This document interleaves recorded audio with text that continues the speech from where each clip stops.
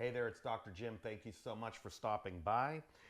This episode is on obesity and health complications. And I would like to thank my colleagues for bringing this topic to my attention.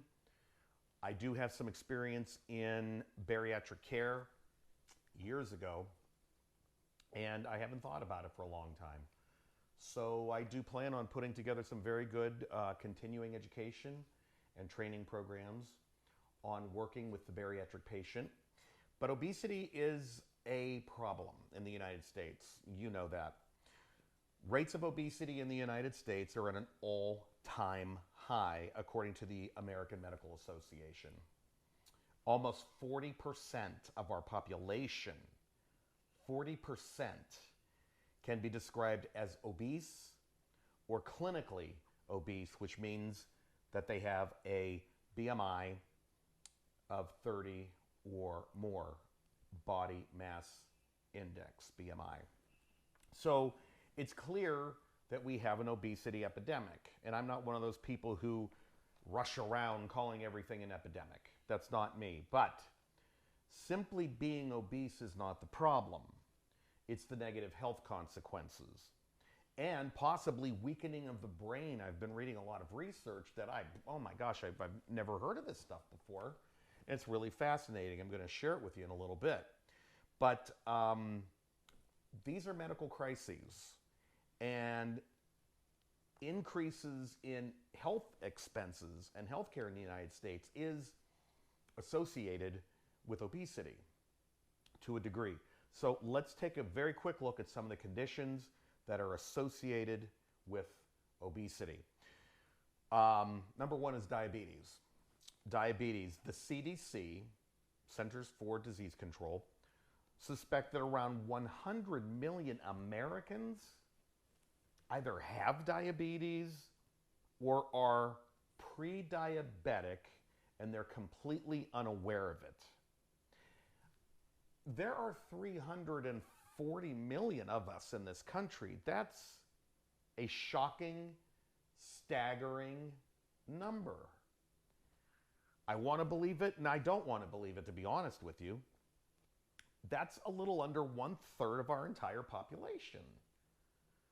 So we're the United States of diabetes. According to experts, the number of obesity-related diabetes is on the rise. It's already bad enough. This condition can lead to damage to vital organs and may be the result of blindness, heart failure, kidney failure, and nerve damage. On top of that, diabetes shortens the life expectancy and increases the risk of mortality. Simply put, death.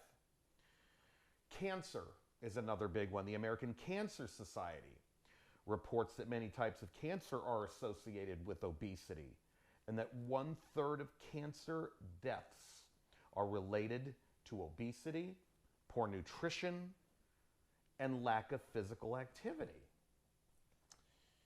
The brain. This is something that I found really interesting and that I was not aware of.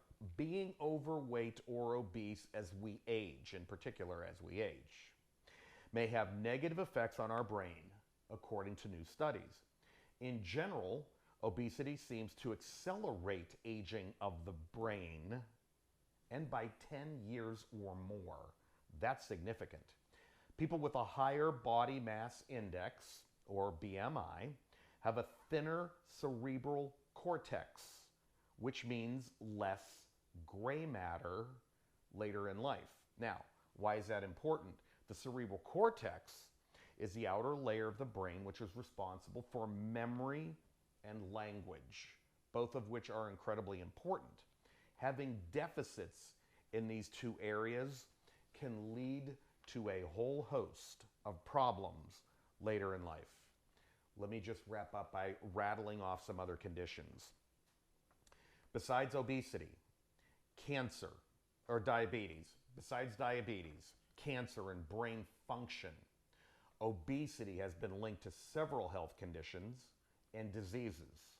It is well known that heart and coronary artery disease and stroke are highly associated with obesity, as is hypertension. As a matter of fact, over 75% of cases of hypertension are directly associated with obesity.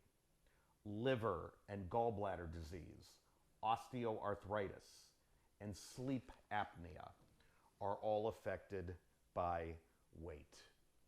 So please, continue your research, keep learning, get motivated to shed some pounds, see someone professional, do whatever you can to extend your lifespan, not shorten it. My name is Dr. Jim Collins. I'm out of time, but I wish you the best. Take care.